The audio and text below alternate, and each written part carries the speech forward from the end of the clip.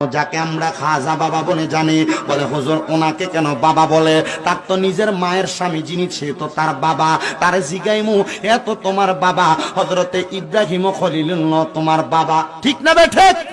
এ বন্ধু, আমাদের মায়ের স্বামী মানে আমাদের বাবা জন্মদাতা ইব্রাহিম খলিলুল্লাহ মুসলিম জাতির বাবা, আদম সফিউল্লাহ সকল মানব জাতির বাবা।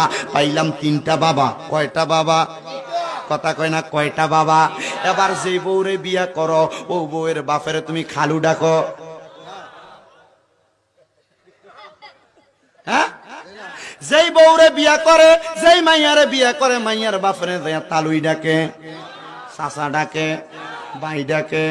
বলে বউয়ের বাপ কার বাপ? আমারও বাপ। তাইলে শ্বশুর আব্বা আরেকটা বাবা। পাইলাম কয় বাবা? কথা কয় না, কয় বাবা? চার বাবা পাইলাম রে বাবা। এবার আরো মনোযোগ দিয়া শোনেন বাবা।